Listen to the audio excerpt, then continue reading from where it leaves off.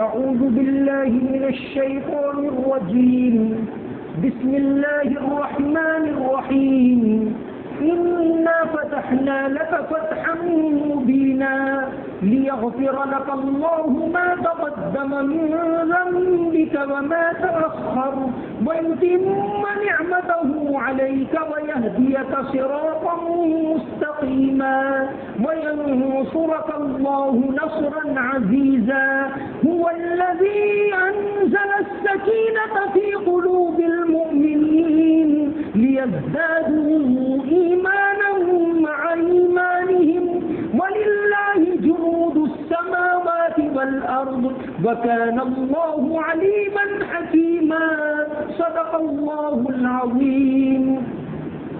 اے پیغمبر صلی اللہ علیہ وسلم، ہم نے آپ کو کھلی فتح عطا کر دی تاکہ اللہ تعالیٰ آپ کی اگلی پچھلی تمام کوتاہیوں کو درگزر کرے اور آپ کے اوپر اپنی نعمت کو کامل کرے اور آپ کو سیدھی راہ کے اوپر لے چلے، اور اللہ آپ کی ایسی مدد کرے جو غالب آ جائے. وہی ہے جس نے مسلمانوں کے دلوں پر سکون اتارا تاکہ ان کے ایمان میں اور اضافہ ہو. آسمانوں اور زمین کے تمام لشکر اللہ ہی کے ہیں. اللہ بڑے علم والا، بڑی حکمت والا ہے. سورہ فتح، فتح کے معنی ہوتا ہے جیت، غلبہ، وکٹری. یہ سن ہجری 6 میں نازل ہوئی جب نبی کریم صلی اللہ علیہ وسلم حدیبیہ کے اندر معاہدہ کر کے لوٹ رہے. بظاہر دیکھا جائے تو یہ ایک طرح کی ہار معلوم ہو رہی، جیسا کہ واقعے کی کچھ تفصیل گزشتہ کل بتائی. نبی کریم صلی اللہ علیہ وسلم کے پاس آخر میں سہیل بن عمرو کو بھیجا گیا. انہوں نے معاہدہ کیا اور جیسا کہ بتایا کہ معاہدے کے اندر بھی بار بار اس نے رکاوٹ ڈالی. آپ صلی اللہ علیہ وسلم معاہدہ لکھوایا کہ لکھو بسم اللہ الرحمن الرحیم، تو کہا نہیں، ہم الرحمن اور الرحیم کو نہیں مانتے، لکھو اپنے پرانے طریقے کے مطابق کہ بسم کا اللہم. آپ نے فرمایا ٹھیک ہے، اس طرح لکھو. پھر اس کے بعد حضرت علی لکھ رہے تھے، لکھا کہ یہ معاہدہ محمد جو اللہ کے رسول ہیں ان کے اور مکہ کے لوگوں کے درمیان ہو رہا ہے. انہوں نے کہا آپ اللہ کے رسول ہیں، ایسا تو نعوذ باللہ ہم مانتے ہی نہیں. یہ مانتے تو بات ہی پوری ہو جاتی. رسول اللہ لفظ کو نکالو، وہ بھی نکال دیا. خیر، اس کے بعد معاہدہ کوئی ظاہر میں دیکھا جائے تو انصاف کی بات نہیں. کہاں کہ آپ کو اس سال لوٹنا ہوگا، آپ عمرہ نہیں کر سکیں. حالانکہ ان کا دستور یہ تھا کہ عمرہ کرنے کے لیے کوئی بھی آئے اس کو روکنا سخت جرم سمجھا جاتا ہے، لیکن بس اپنی بات اونچی رکھنے کے لیے کہ آپ اس سال واپس جاؤ، آئندہ سال آنا. آپ صلی اللہ علیہ وسلم نے اس کو بھی منظور کر لیا.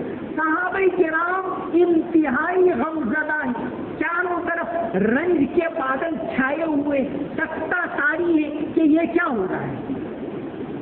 اس دوران معاہدہ ابھی لکھا جا رہا ہے کہ اسی کا سہیل ابن عمرو کا بیٹا ابو جندل، کیونکہ مکہ میں بہت سے لوگ ایسے تھے جو پریشانیوں کا شکار تھے ابھی بھی، تو ان کا بیٹا، اس کو قید کر لیا تھا انہوں نے. حالانکہ دونوں کو بعد میں سہیل کو بھی اللہ تعالیٰ نے اسلام سے نوازا. سہیل نے اپنے بیٹے ابو جندل کو گھر میں قید کر رکھا تھا، پاؤں میں بیڑی ڈالی تھی کیونکہ وہ مسلمان ہو گئے. اتفاق سے وہ کسی طرح چھوٹ کر یہاں آئے، پاؤں میں بیڑیاں ڈالی ہوئی. کہا اے اللہ کے رسول میری مدد کرو، اے مسلمانوں مجھے ان کے ظلم سے چھٹکارا دلاؤ. آپ صلی اللہ علیہ وسلم نے کہا ٹھیک ہے. سہیل نے کہا نہیں، معاہدہ، حالانکہ ابھی معاہدہ پر دستخط نہیں ہوئے، لیکن اس نے کہا معاہدہ منظور ہو چکا، بات ہو گئی، آپ کو ان کو واپس کرنا پڑے گا. سارے مسلمان پریشان، کیونکہ وہ بیچارے رو رہے تھے، بیڑی میں جکڑے ہوئے. تو یہ ایک اور امتحان ہوا مسلمانوں کا.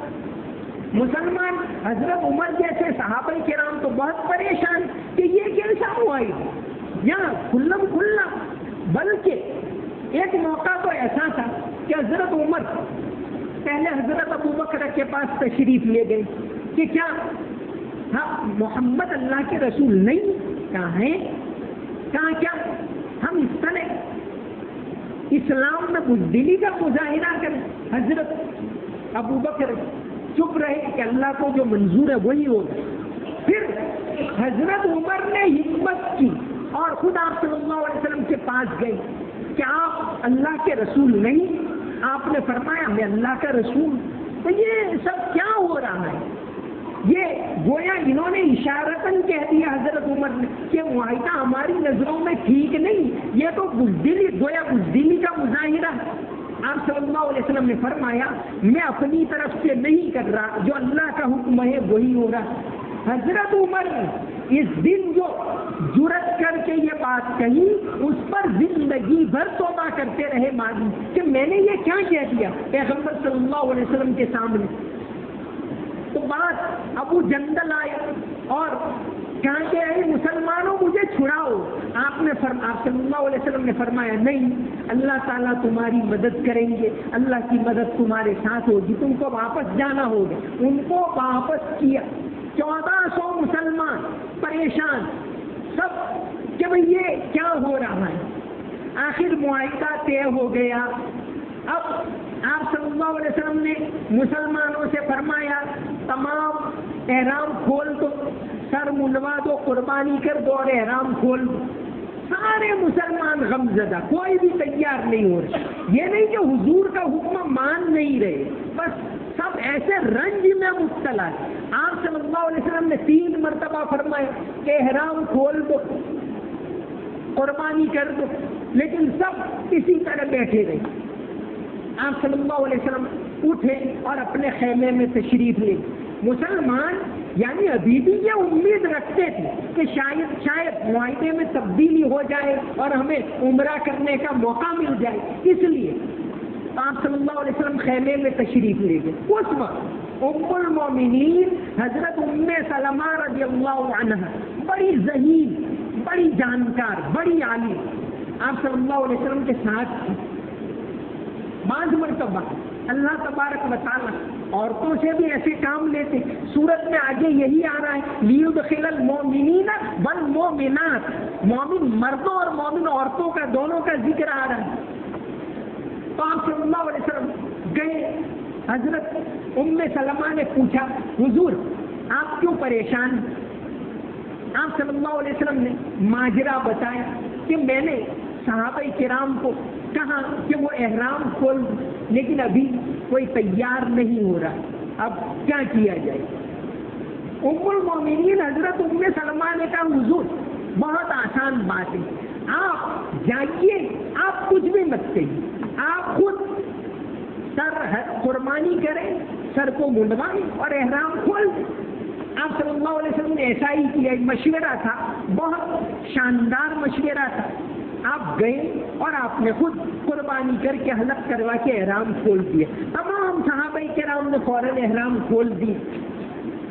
اب اتنے زیادہ رنج کے اندر ظاہر میں یہ لگ رہا ہے کہ ہار ہو گئی، لیکن وہ ایک شاعر نے کہا ہے کہ عجب چیز ہے یہ محبت کی بازی، جو ہارے وہ جیتے، جو جیتے وہ ہارے.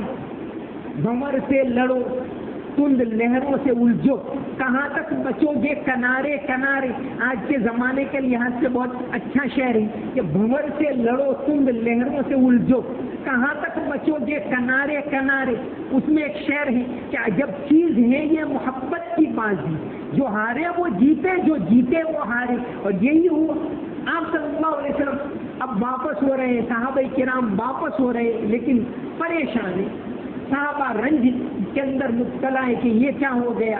اتنے سال کے بعد ایک موقع مل رہا تھا مکہ کی زیارت کرنے کا، اللہ تعالیٰ نے ہمیں غلبہ بخشا، اگر اجازت ہوتی تو آج ہم اپنی بہادری دکھا دیں، یہ وغیرہ وغیرہ باتیں صحابہ کرام سوچ رہے ہیں. اور عین اسی وقت جب اگلے مرحلے پر آپ نے پڑاؤ ڈالا اور یہ آیتیں، یہ سورت نازل ہوئی، انا فتحنا لک فتحا مبینا، اے پیغمبر صلی اللہ علیہ وسلم ہم نے آپ کو کھلم کھلا فتح عطا کر دی۔ قرآن کریم نے اس کو فتح کر، بعض مفسرین تو یہ کہتے ہیں کہ اس کا مطلب یہ ہے کہ اے محمد صلی اللہ علیہ وسلم ہم ان قریب آپ کو فتح دینے والے ہیں۔ اس کے 2 سال کے بعد مکہ فتح ہوا، اس کی طرف اشارہ ہے، لیکن نہیں۔ حضرت عبداللہ ابن مسعود، حضرت جابر ابن عبداللہ، حضرت براء ابن عازب جیسے بڑے بڑے صحابہ کرام کہتے نہیں، یہ صلح حدیبیہ کو ہی فتح کر، انا فتحنا لک فتحا مبینا۔ تو بعض مرتبہ حالات بظاہر یہ لگتا ہے کہ بیک فٹ پر جانا پڑا، ظاہر میں ہار لگتی، لیکن اس میں ہی اللہ تبارک و تعالی یہ چمن معمور شب گریزاں ہو گیا آخر جلوہ خورشید کہ جب اندھیرا طاری ہو جاتا ہے، انتہائی گھنا اندھیرا ہوتا ہے، تو وہی اندھیرا یہ پیغام دیتا ہے کہ بہت جلدی اجالا ہونے والا ہے، صبح ہونے والی ہے، سورج چمکنے والا ہے۔ تو اس کو قرآن کریم نے فتح کہا، اور فتح اس طرح واقع ہوئی، آپ مدینہ میں پہنچے، امن ہو گیا، مکہ والوں سے کوئی خطرہ نہیں، 10 سال کا معاہدہ ہو گیا کہ آئندہ 10 سال ہمارے اور آپ کے درمیان جنگ بندی ہوگی، کوئی جنگ نہیں ہوگی۔ اب آپ صلی اللہ علیہ وسلم مطمئن ہو گئے، اور ایک تو یہود کی طرف متوجہ ہوئے، مدینہ کے ارد گرد جو یہود تھے وہاں اللہ تعالیٰ نے فتح عطا کی، اور خاص یہ کہ اس کے بعد اب دعوت کا کام مدینہ اور ارد گرد سے نکل کر دور دراز پھیلا۔ اب آپ صلی اللہ علیہ وسلم نے خطوط لکھنے کا سلسلہ جاری کیا۔ دعوت کا کام جس طرح بول کر ہوتا ہے، لکھ کر ہوتا ہے، اس کے متعدد طریقے ہیں۔ تو آپ صلی اللہ علیہ وسلم نے اس زمانے کے جو بڑے بڑے بادشاہ تھے، بڑے بڑے نواب اور چودھری تھے، ان کو خط لکھے۔ ایک خط لکھا رومن امپائر، اس زمانے کی جو سپر پاور حکومت، اس کے بادشاہ کو خط لکھا، قیصر کو، اور یہ خط لکھ کر حضرت دہلیہ کلبی ایک نامور صحابی تھے ان کو بھیجا۔ اس وقت ان کی راجدھانی کو یہاں مصر کے اندر تھی، لیکن اس وقت وہ آئے ہوئے تھے فلسطین کے اندر، بیت المقدس میں قیصر آیا ہوا۔ حضرت دہلیہ کلبی وہاں خط لے کر پہنچی، بڑا دربار سجا، حضرت نے خط دیا۔ بادشاہ نے جب یہ خط پڑھا تو کہا کہ بھائی اس علاقے کا کوئی وفد آیا ہے یہاں، تو ہم پوچھیں کہ یہ بات کیسی؟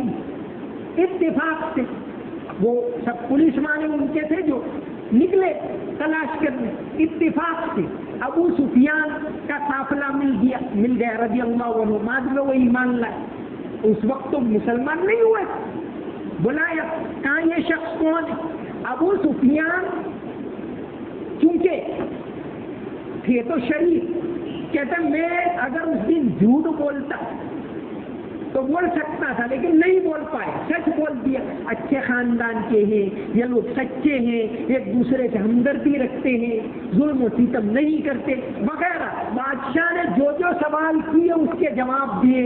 اس کے بعد انہوں نے کہا بادشاہ کہ واقعی کہ اللہ کے پیغمبر ہیں، اگر میں وہاں ہوتا تو ان کے پاؤں دھوتا، یہ الفاظ انہوں نے کہے۔ خیر وہ ایمان نہیں لائے، لیکن اس نے آپ صلی اللہ علیہ وسلم کے ایلچی کا پورا احترام کیا۔ اس کے برعکس ایک اور خط اس زمانے کی جو دوسری سپر پاور حکومت تھی ایران، اس کے بادشاہ خسرو پرویز، جس کو خسرو سیکنڈ خسرو دوم کے نام سے بھی جانا جاتا، اس کو ایک خط لکھا اور عبداللہ ابن حذافہ کے ہاتھ بھیجا۔ دعوت کا کام غلط فہمیاں دور کرنا، صحیح باتیں پھیلانا، جیسے آج کا زمانہ، اس زمانے میں ہم لوگ اس فیلڈ میں کتنے پیچھے ہیں۔ آج ہم معاملہ تو کر رہے ہیں، شکایتیں کر رہے ہیں، لیکن ایک بھی پورے ملک میں ایک بھی مین اسٹریم میڈیا کا ایک بھی اخبار مسلمانوں کا نہیں۔ 20 کروڑ سے زائد آبادی کا ہم دعویٰ کرتے ہیں، لیکن ایک بھی اخبار ہو جو ٹائمز آف انڈیا کے لیول کا ہو یا انڈین ایکسپریس کے لیول کا ہو یا دا ہندو کے لیول کا ہو, ایشین ایج کے لیول کا ہو, دینک جاگرن کے, ایک بھی اخبار نہیں. اتنا بڑا ملک, اتنی بڑی تعداد, ایک بھی ٹی وی چینل مین اسٹریم میڈیا جہاں سے ہم ان غلط فہمیوں کو دور کر سکیں یا اسلام کا سچا تعارف کروا سکیں, ایسی کوئی طاقت ہمارے پاس نہیں ہے. اور یہ کھڑا کرنے کی ہم نے کوشش بھی نہیں کی, بس شکایتیں کرتے رہتے ہیں, شکایتیں کرتے رہتے ہیں. عملی طور پر کام کرنے کی ضرورت ہے ہر فیلڈ کے اندر.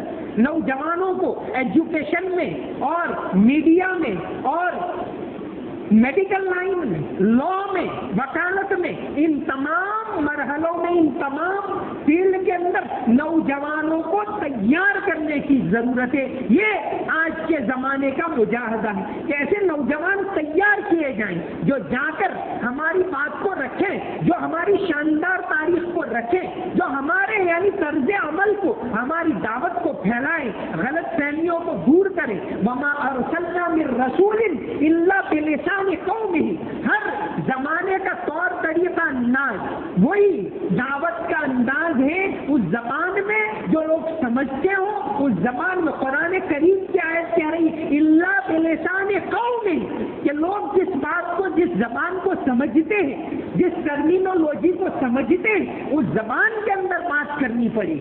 تو نبی کریم صلی اللہ علیہ وسلم نے ایک خط بھیجا حضرت حذیفہ ابن یمان کے ساتھ. پرشین امپائر کا جو بادشاہ تھا خسرو پرویز اس کی, اور یہ مکہ سے قریبی جو اس کی سرزمین تھی پرشین امپائر کی, وہ تھی یمن. یمن کے اندر وہاں کا گورنر تھا بازار ابن ساسان, جو بعد میں ہندوستان میں دائی جنہوں نے بھیجے. دعوت کے کام کا سبب سب سے پہلا صحابہ کرام کے زمانے میں اس ملک میں تب کے نقوش یہاں, تو یہ خط بھیجا خسرو پرویز کو. اس نے خط پڑھا اور گستاخی کی دربار کے اندر کہ نعوذ باللہ ہمارا یہ غلام اور یہ ان پڑھ, یہ ایسے ایسے, یہ ہمارے خلاف جرأت کریں. فوراً اس نے خط کو پھاڑ ڈالا اور جو بازار ابن ساسان گورنر تھا اس کو فوراً حکم بھیجا کہ شخص مدینہ کے اندر جو ہے اس کو پکڑ کر ہمارے سامنے حاضر کیا جائے. نعوذ باللہ, بڑی تفصیل نہیں. بازار ابن ساسان نے مدینہ کے اندر 2 آدمیوں کو بھیجا آپ صلی اللہ علیہ وسلم کو گرفتار کرنے کے لیے. انہوں نے آپ صلی اللہ علیہ وسلم سے بات کی اور بہت تفصیل سے باتیں ہوئی کہ بھئی آپ یہ داڑھی کیوں رکھتے ہیں, اور آپ نے یہ پوچھا کہ آپ مونچھیں کیوں رکھتے ہیں, وغیرہ بہت ساری باتیں اس میں آئی. انہوں نے کہا ہم آپ کو گرفتار کرنے کے لیے آئے, لیکن آپ بھلے معلوم ہوتے ہو, نیک معلوم ہوتے. آپ صلی اللہ علیہ وسلم نے فرمایا ایسا کرو کل صبح میرے پاس آنا, اتنا کرو. دوسرے دن وہ دونوں آئے کہ ہم آپ کو گرفتار کرنے آئے. آپ صلی اللہ علیہ وسلم نے فرمایا تمہارے گورنر بازار ابن ساسان کو کہہ دینا کہ گزشتہ رات کو خسرو پرویز کو اس کے بیٹے نے قتل کر دیا, حکومت ہی بدل گئی. وہ تو دونوں چلے گئے. بازار ابن ساسان کو کہا کہ بھئی ایسی بات, کیونکہ وہ زمانہ تو آج کے جیسا تھا نہیں کہ کچھ ہوا اور فوراً خبر ہو جائے. کئی دنوں کے بعد بازار ابن ساسان کے اوپر خسرو پرویز کے بیٹے کا خط آیا کہ اب بیت ہمارے لیے لے لو, اب حکومت بدل گئی ہے, اب خسرو پرویز چلا گیا ہے, اب بادشاہ ہم ہیں. تو پوچھا کوئی کس رات کو قتل کرتی, تو بتایا فلاں رات. تو بازار ابن ساسان کو یقین ہو گیا کہ واقعی یہ آدمی اللہ کا پیغمبر, وہی کے بغیر تو کچھ معلوم ہو ہی نہیں سکتا قتل کہاں ہوا اور کہاں پتا چلے, ہزاروں کلومیٹر دور. تو مسلمان بن گئے. اور یہی بازار ابن ساسان نے پھر بعد میں ہمارے اس ملک کے اندر ہندوستان کے روابط عربوں کے ساتھ بہت پرانے ہیں, اس کی بہت شاندار تاریخ رہی ہے. انٹرنیشنل بیپار جو ہوتا تھا یمن کی راجدھانی سے اور یہاں ہندوستان میں کھمبات کے اندر اور وہاں ماہی بمبے کے اندر اور یہ منگرول کے اندر اور یہ کچھ کے اوکھا کے اندر وہ عربوں کے زمانے سے ایک بڑی بڑی تجارتیں رہی ہیں، جس کی طرف سورہ قریش میں لإلاف قریش إلافهم رحلة الشتاء والصيف کے اندر، اس کی تفسیر کے اندر اسی کی طرف اشارہ ہے. بڑی بڑی تجارتیں، بلکہ ایک بہت بڑے مورخ قاضی اطہر مبارک پوری، جنہوں نے سیرت کے اوپر تو ایک کتاب لکھی ہے رحیق المختوم، جو انٹرنیشنل ایوارڈ یافتہ کتاب ہے، لیکن ان کا قاضی اطہر مبارک پوری کا اصل موضوع رہا ہے ہندوستان اور عرب کے تعلقات. کم سے کم 6 کتابیں اس سبجیکٹ کے اوپر انہوں نے لکھی ہیں، اور قاضی صاحب نے کئی عجیب باتیں لکھی. انہوں نے لکھا ہے، ایک بات تو یہ لکھی ہے، ان کی ایک کتاب ہے ہندوستان، محمد کے زمانے کا ہندوستان صلی اللہ علیہ وسلم، کتاب کا نام ہے محمد کے زمانے کا ہندوستان. اس میں صفحہ 125 کے اوپر تو انہوں نے یہ بات لکھی کہ قرآن کریم میں کم سے کم 3 نعمتیں یا 3 الفاظ ایسے ہیں جو انڈین اوریجن کی نعمت ہے، ہندوستان کی اصل نعمت. اور اس میں ایک تو زنجبیل قرآن کریم میں کہ کأسن کان مزاجھا زنجبیلا، تو کیا یہ ایک نعمت ہے؟ یہ اصل ہندوستان کے زنجبیل کے معنی سوٹ کے ہوتے. ایک دوسری ان الابرار یشربون من کأس کان مزاجھا کافورا، کافور کیمفر، یہ بھی ہندوستانی اصل کا ہے. اور تیسری جو ہے ختامہ مسک، سورہ مطففین کے اندر مشک، یہ بھی اصل ہندوستان اوریجن کی نعمت ہے. یہ انہوں نے ایک عجیب بات لکھی اپنی کتاب محمد کے زمانے کا ہندوستان. تو یہ پرانے روابط رہے. تو بازان ابن ساسان نے اس کے بعد ایک دائی کا گروپ یہاں ہندوستان میں بھیجا، اور ان کی یادگار ایک مسجد ہے تمل ناڈو کے اندر، ایک شہر قلعہ کرائی. قلعہ کرائی کے اندر ایک مسجد ہے پالیا پلی جامع مسجد، جو ہندوستان کی دوسری سب سے پرانی مسجد 630 عیسوی میں بنی. ایسا وہاں کے ایک بہت بڑے آرکیولوجی کے ماہر کے راجہ محمود، انہوں نے کتاب ایک لکھی ہے اسلامک آرکیولوجی ان تمل ناڈو. اس میں بہت تفصیل سے اس مسجد کو لیا ہے. 630 میں آپ صلی اللہ علیہ وسلم اس دنیا سے گئے، 632 میں، یعنی آپ کے زمانے کی کم سے کم 3 مسجدیں کو، جس میں 2 آباد ہیں، اور یہ ہندوستان کے اندر بھوگا کی ایک مسجد ہے، وہ تو کھنڈر ہے. یہ 3 مسجدیں تو کم سے کم ایسی ہیں جو آپ صلی اللہ علیہ وسلم کی زندگی میں ہی بن گئی.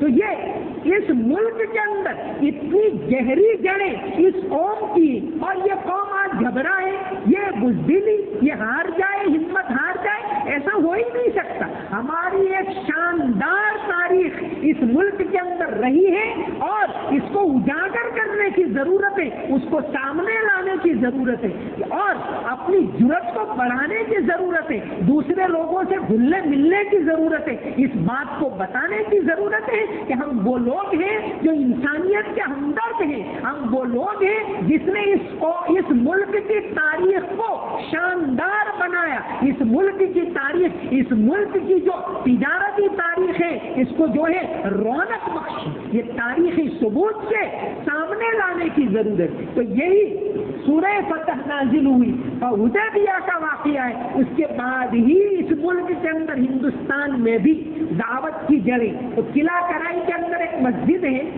پالیا پلی جامع مسجد. تاریخ یہ بتاتی ہے کہ یہ مسجد مازان ابن ساسان، جو یمن کا گورنر، آپ صلی اللہ علیہ وسلم نے جب یمن کے اوپر جیت حاصل کی، اس کے بعد انہی کو بادشاہ کے طور پر رکھے، تو انہوں نے ایک وفد بھیجا تھا ہندوستان میں. انہوں نے ایک مسجد جو بنوائی تمل ناڈو کی، ایک بندرگاہ قلعہ کرائی. وہاں تقریباً ایک الگ طرح، جیسے گودرا میں، گودرا کی کمیونٹی ہے، گجرات کے اور لوگوں سے ان کی زبان، رہن سہن سب الگ ہے. تو قلعہ کرائی کے لوگ آج بھی عربی زبان کے بے شمار الفاظ ان کی زبان میں رائج، مسلم اکثریتی شہر، اور وہاں جامع مسجد آج بھی موجود ہے۔ ہمارے ہندوستان، ہمارے گجرات کے اندر بے شمار مسجد ہے۔ دہلی کی پہلی مسجد 1193 کے اندر جو مسجد قوت الاسلام قطب مینار کے پاس ہے، آج کل بڑا چرچا اس کا اس لیے چل رہا ہے کہ نعوذ باللہ شر پسندوں نے پچھلے کچھ دنوں کے اندر وہاں کچھ مورتیاں بھی مسجد کے کمپاؤنڈ میں رکھی ہیں، اور اب یہ کیس چلا گیا، اسی رمضان کے اندر یہ کیس چل رہا ہے سپریم کورٹ کے اندر۔ تو یہ قوت الاسلام مسجد تو 1193 میں بنی عیسوی سن، اس سے پہلے کی مسجد ہے گجرات میں ایک بدریشور بندرگاہ کچھ کے قریب، وہاں ایک مسجد ہے ابھی بھی۔ وہ مسجد کیونکہ اس زمانے میں وہ بندرگاہ کے عرب لوگ بڑی تعداد میں آتے تھے، تو ایک وہاں کا بہت بڑا تاجر تھا اس زمانے کا جگڑو شاہ، انہوں نے یعنی جین تھا، اس نے وہ مسجد بنوائی بھدریشور میں، آج بھی موجود ہے۔ اس مسجد کے اوپر یعنی اس کی تاریخ کے اوپر تفصیلی مضامین ایک ڈاکٹر مکرن مہتا کر کے انہوں نے تاریخی حوالوں سے یہ بدریشور کی مسجد جگڑو شاہ نے بنائی، اس کے اوپر تاریخی حوالوں سے ایک مضمون لکھا ہے۔ تو رمضان سے سمجھیے 15 دن پہلے یا 20 دن پہلے میں خود ان سے ملنے گیا کہ بھئی یہ جو حوالے آپ نے دیے ہیں ان کا مجھے زیروکس چاہیے، تو ان کے خود کی لائبریری میں مجھے لے گئے اور جن پیجز کی مجھے ضرورت تھی اس کا فوٹو انہوں نے دیا۔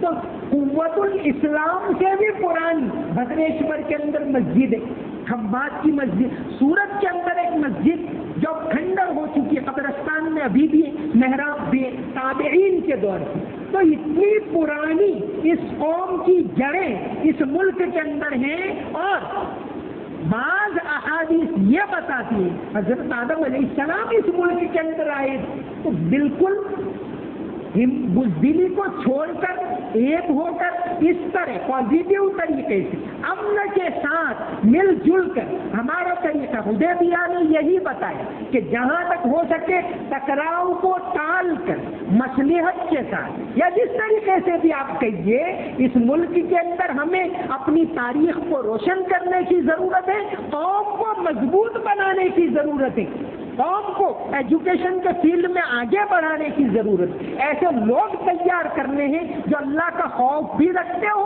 جو لا کے ماہر ہو، جو نیک لوگ ہوں اور جو ڈاکٹر بنے، اور ایسی ایک کھیپ تیار کرنے کی ضرورت ہے۔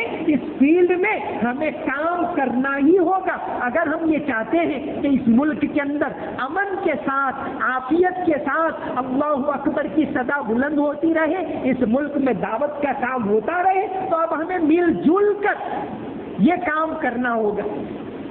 تو یہ اس سورت کے نازل ہونے کے بعد بلکہ حدیبیہ کے معاہدے کے بعد آپ صلی اللہ علیہ وسلم نے دعوت کا کام بڑے پیمانے پر شروع کیا، بڑے بڑے بادشاہوں کو خطوط لکھے، اللہ تعالیٰ نے امن قائم کر دیا۔ ظاہر میں صحابہ کرام پریشان لگ رہا تھا کہ یہ ہار ہے، لیکن اسی کے اندر اللہ تبارک و تعالیٰ نے ایسے راستے کھولے۔ بعض مرتبہ ایسا لگتا ہے، ہمیں ظاہر میں ایسا لگتا ہے کہ یہ جو ہے، لیکن ہوتا یہ ہے کہ اللہ کی طرف سے وہ آزمائش ہوتی ہے، پھر اللہ تبارک و تعالیٰ راستہ کھولتے ہیں۔ تو فرما اللہ تعالیٰ نے صلح حدیبیہ اس معاہدے کے بعد سب سے پہلے یہ سورت اتاری، انا فتحنا لک فتحا مبینا، اے پیغمبر صلی اللہ علیہ وسلم ہم نے آپ کو کھلی فتح عطا کر دی، وما علینا الا البلاغ المبین۔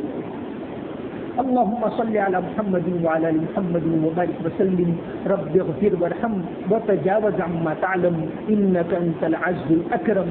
یا اللہ ہمارے گناہوں کو معاف فرما، ہماری تمام غلطیوں کو معاف فرما۔ یا اللہ دعوت کے کام میں ہم نے جو قصور کیے، جو کوتاہیاں کی، اسے معاف کر دے۔ یا اللہ ملک کے اندر غلط فہمیوں کو دور فرما، دعوت کے کام کے لیے ہمیں قبول فرما۔ یا اللہ یہ آج کا دن برکت والا دن ہے جس میں تو نے حق کو فتح دی۔ حق اگرچہ مغلوب معلوم ہو رہا تھا، لیکن بدر میں آج کے دن تو نے فتح دی۔ یا اللہ ان بدر کے 313 لوگوں کے واسطے سے ہم دعا کرتے ہیں کہ اس ملک کے اندر بھی امن و امان قائم فرما، یہاں بھی اہل حق کو غلبہ عطا فرما، یہاں بھی غلط فہمیوں کو دور فرما، یہاں بھی دعوت کے دائرے کو وسیع فرما، یہاں بھی مسلمانوں کو عزت عطا فرما، عزت والی زندگی عطا فرما۔ یا اللہ ذلت و رسوائی سے ہم تمام کی حفاظت فرما۔ یا اللہ ہم کمزور ہیں، آزمائش کا دور لمبا ہو گیا، یا اللہ ہماری حفاظت فرما، عافیت عطا فرما، امن و امان عطا فرما، ہمت عطا فرما، خوف عطا، تیرا خوف عطا فرما۔ یا اللہ ہر طرح کے خوف کو ہمارے دلوں سے نکال دے۔ یا اللہ حلال پاکیزہ روزی کے دروازوں کو مسلمانوں کے لیے کھول دے، حرام سے حفاظت فرما۔ یا اللہ تمام مسلمانوں کو نماز کی پابندی کرنے کی توفیق عطا فرما، تیری طرف مائل ہونے کی توفیق عطا فرما، تیرے دربار میں آنے کی توفیق عطا فرما، قرآن کی عظمت نصیب فرما، سورہ فتح کو سمجھنے کی توفیق عطا فرما، سورہ فتح کے پیغام کو سمجھنے کی ہم تمام کو توفیق عطا فرما۔ سمعنا واطعنا غفرانک ربنا والیک المصیر برحمتک یا ارحم الراحمین۔